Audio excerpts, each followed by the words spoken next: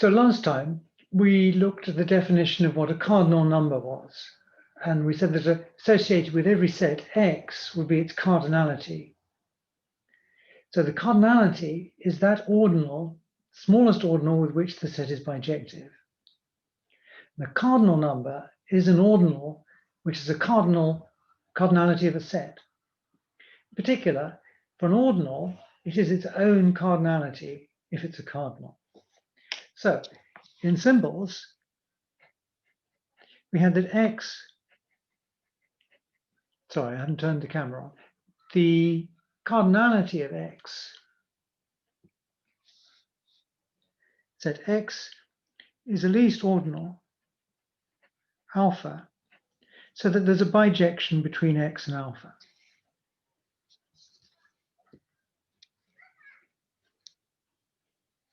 In particular, you can ask for the cardinality of an ordinal.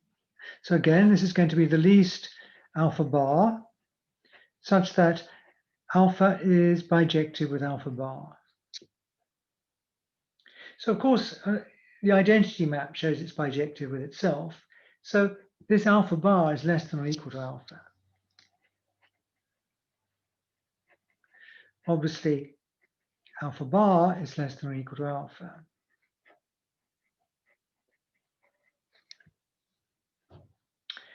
But those ordinals which aren't bijective with anything smaller, we'll call cardinals.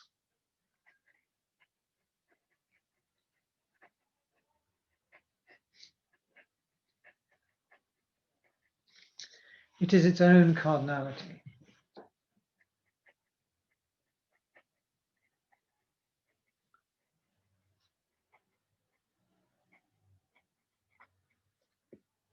And we saw examples. I mean, finite ordinals are cardinals and omega is a cardinal.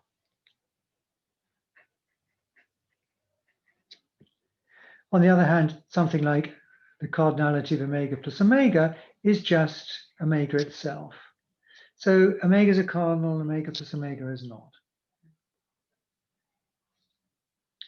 And we tend to use middle of the letter Greek alphabet for cardinals.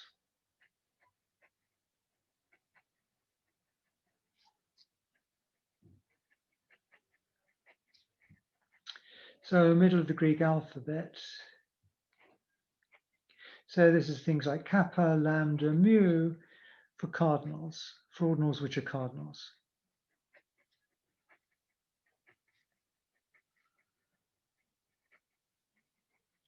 So that's a convention, right? So not a hard and fast rule, right? But typically, if you see kappa, lambda, mu, you should start suspecting that it's going to be a cardinal. And we finished with lemma 423, that if you looked on the ordinal number line,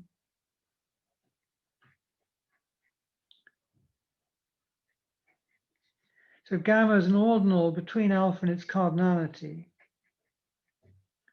then cardinality of gamma is the cardinality of alpha after all. Here's 0. Perhaps here's the cardinality of alpha. Here's gamma. Here's alpha. So there's a bijection between these two, right? So fairly intuitively, there's going to be a bijection between these two here. And we gave the reasons there in that lemma 423.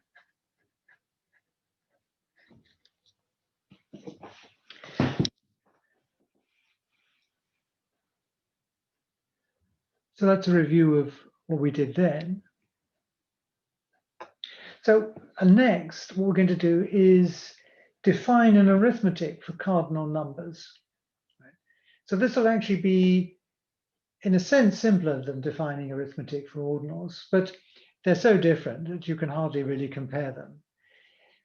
Of course, the cardinals are ordinals, and there's a kind of plus and times for cardinal operations, which is different from the plus and times for ordinal operations. Right? So you should bear that in mind. And we'll see that the properties are really quite different, in fact, when it comes to addition and multiplication. So that will occupy us for the rest of this lecture, and we'll be considering, again, more cardinal arithmetic in the next lecture as well. So for the next 2 lectures, we'll be doing section 4.3 here. Okay, so let's see how we define cardinal arithmetic then. So 4.3 here. So this is the chief definition for today, is 424.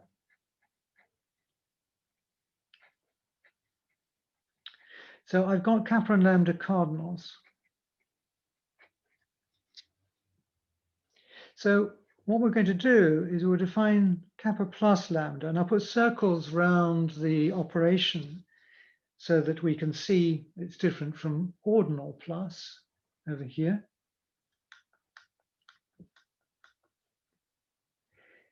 And what it's going to be, well, these are sizes of sets, kappa and lambda. So we're going to look at a certain size of a set. We're going to say it's the size of K union L, cardinality of K and L, where K and L are disjoint, so we don't get into confusions by having them overlap. And K will have size kappa and L size lambda. Cardinality of K is kappa, cardinality of L is lambda. This is K. So the idea is, I want to know what perhaps kappa plus lambda is. So I take a set of size kappa, and here's one of size lambda, right? And now you can see why I don't want them to be disjoint. I'll take the union. I don't want them to overlap because that might make the calculation come out wrong. So I keep them apart.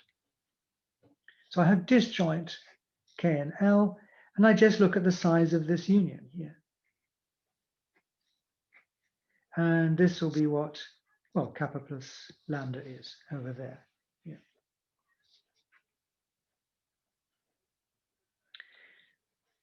Multiplication, kappa times lambda here, is perhaps a little less fussy. I look at the Cartesian product of K times L, right? And I just look at the size of that, the cardinality of that, right? Again, K size kappa, L size lambda.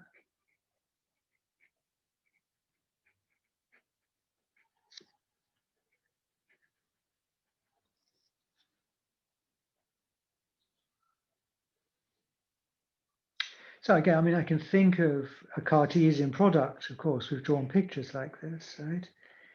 This might be K and this might be L. So I can think of this kind of rectangle as the Cartesian product of K with L. And we're looking at the size of this rectangle, roughly speaking, right?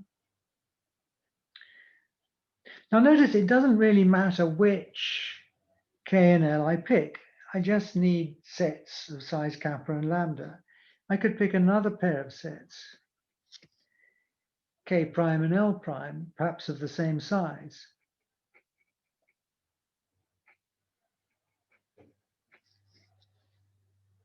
And it wouldn't really matter in the slightest. Because I've got bijections between K and K prime and L prime, because after all, they're bijective with the same ordinal. So composing bijections, they're bijective with each other. So K is bijective with K prime, ditto for L and L prime here. I've got a bijection between this set and this set. Right? So the cardinality of this is going to be no different from this one. Right? So it doesn't matter which K and K prime we pick.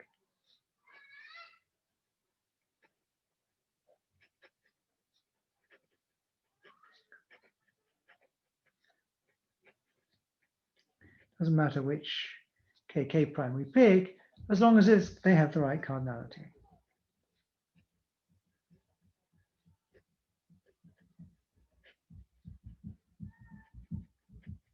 etc. The same for lambda and L. So this is how we're going to define times, and this is how we're going to define plus. Right?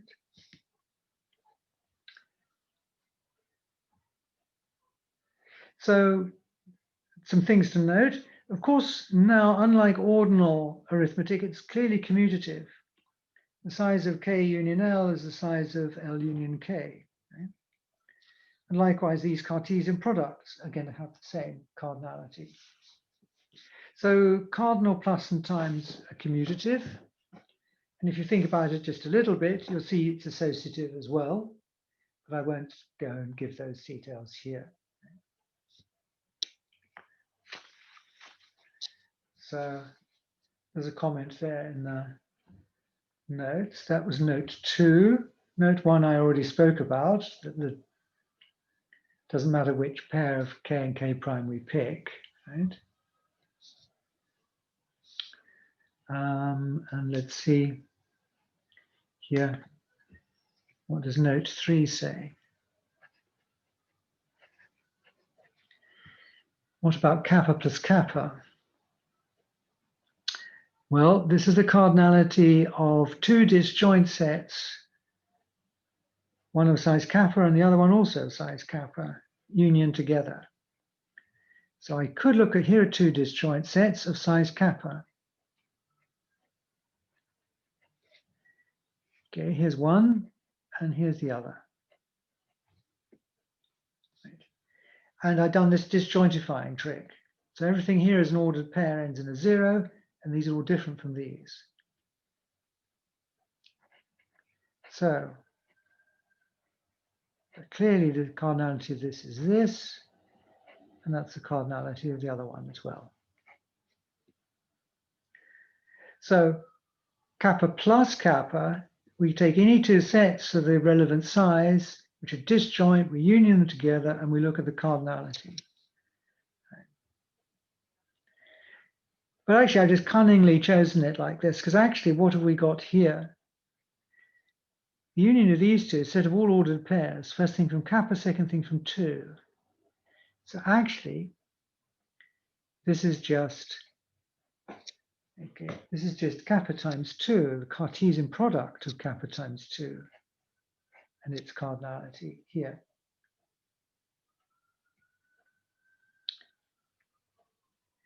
Literally a set, so this is this, equals, it's identical to that. But this here, this is the definition of kappa times 2. So it looks like it's kind of working, right? Kappa plus kappa, 2 lots of kappa, 2 lots of kappa.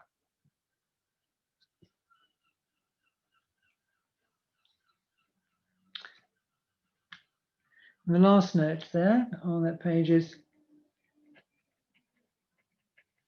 so a special case of, looking at Cartesian products of sets is if we take ordinals, alpha and beta. What is the Cartesian product size here of alpha cross beta? Right? So alpha and beta. Well, it's the size of alpha, right, times the size of beta. Right. These two sets have the same cardinality. These two sets have the same cardinality. Right?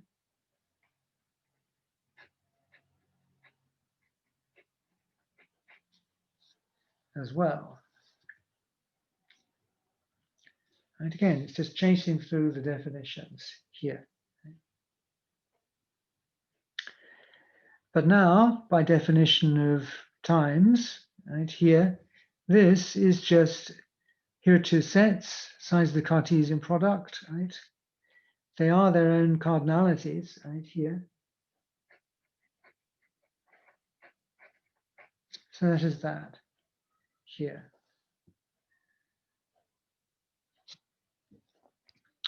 Again, recall we had this before. Cardinality, the cardinality of alpha is the cardinality of alpha.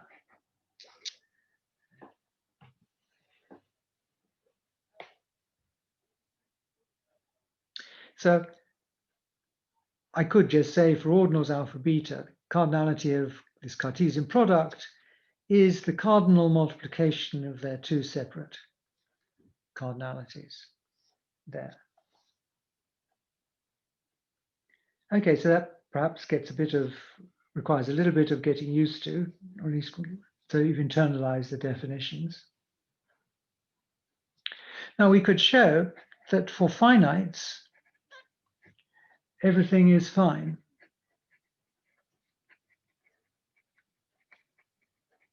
I pick any finite natural numbers, then m plus n, and this is the ordinal plus, this is the same as m cardinal plus n.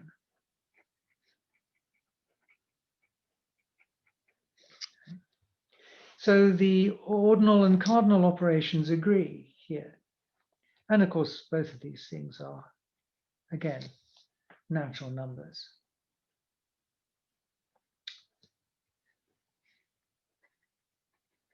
And similarly for times. Ordinal times here coincides with cardinal times. Again, less than omega.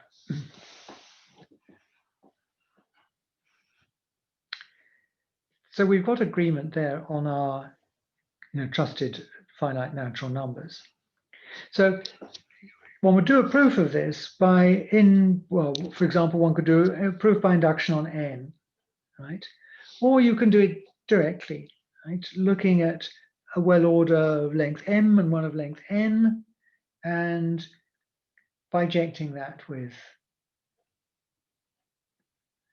getting you m plus n out of that there.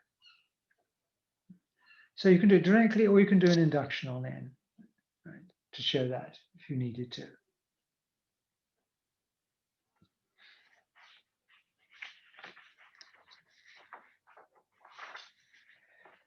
Okay, but as I always said to my daughter when she was like 12 and wanted me to do her long divisions for her, I don't do finite. Right? So I'm not going to bother with this proof here. We're going to concentrate on the infinite here. And the main theorem for this lecture is going to be Hessenberg's theorem 426, which tells us how to do some computations. Right? It tells us a little bit more about consequences of these definitions so that we can compute more, kappa plus lambdas or kappa times lambdas. But to do that, there's a preliminary exercise, which I'd like to do now first, because we'll use this exercise in the proof, right? So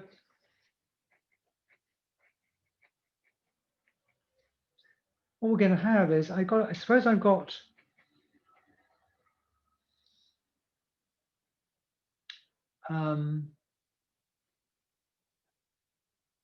actually I want to do two. It's not one I want to use. I want to use part two here.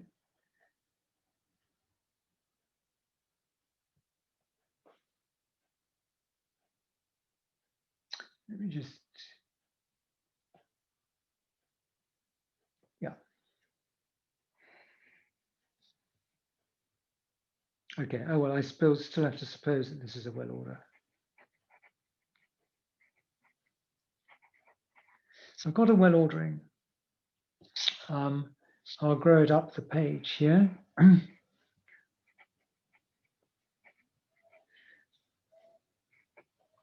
So it's going up this way. Now I know that this set here has got a certain infinite size. It's at least kappa. Cardinality of A is kappa. All right, so this is a well order. I'll draw the ordinals next to it, which it looks like.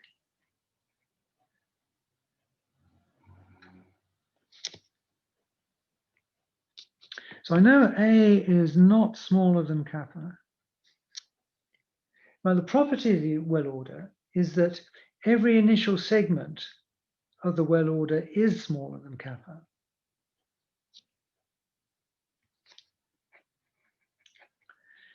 So for all B in A, this initial segment, the stuff that comes before B is a B. So the stuff that comes before B in the ordering here, this is isomorphic to some delta. Well, delta is less than kappa. So this here is isomorphic to some delta here, less than kappa. I mean, A has got size at least kappa. I mean, one might think perhaps A goes up here or something. Right? To turn out to be not the case. Right? Sorry. So I pick any B in A. The initial segment determined by B has got an order type which is strictly less than kappa. That's the point. It's less than kappa. Then the conclusion actually is that the order type of AR is exactly kappa. There isn't any overlap up here.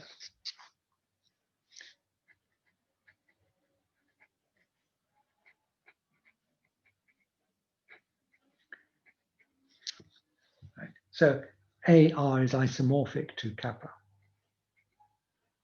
That's what order type means.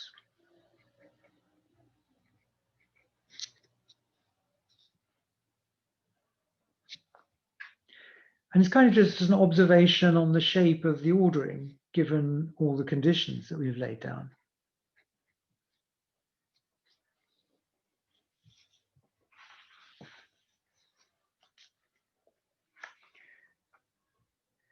Okay, suppose the order type were bigger than kappa.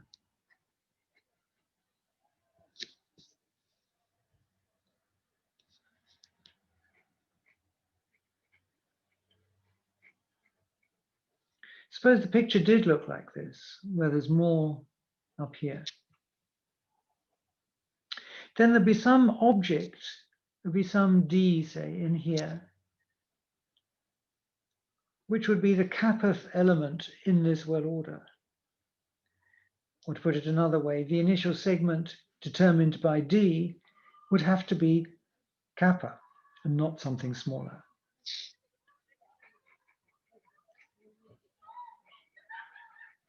And for some D in A, D is the kappath element.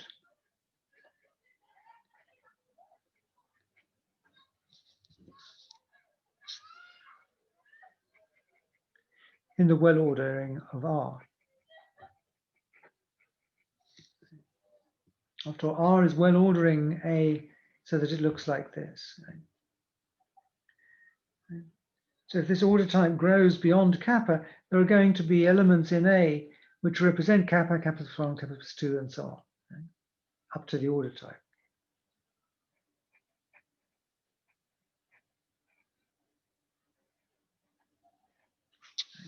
If it grew larger like that, right? Over the top.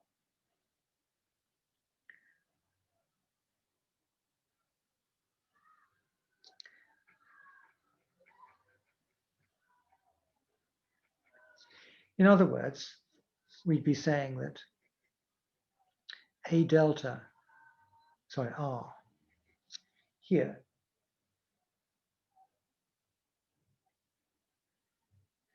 would be isomorphic to, would have order type.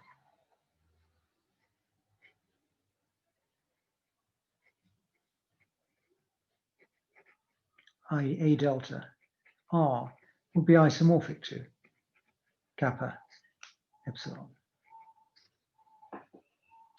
But that's contrary to what we're told about initial segments. They can't have length kappa.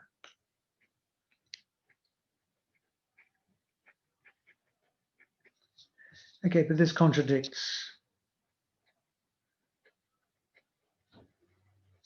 our suppositions here, contradicts this star.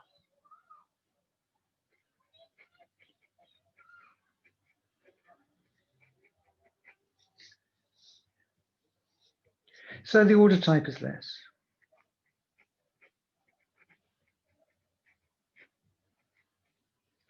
less than or equals, sorry, kappa.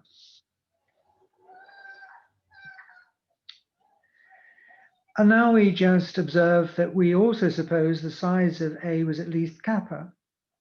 So this order type can't be something smaller than kappa, because that would be making A bijective with something smaller than kappa, which it cannot be. So the order type is exactly kappa.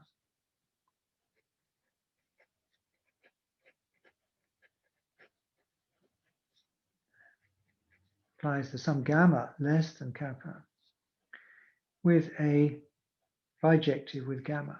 I mean, I might have here this order type is gamma.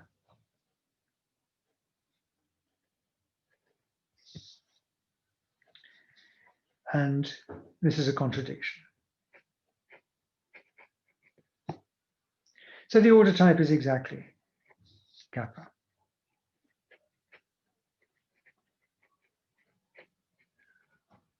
As required.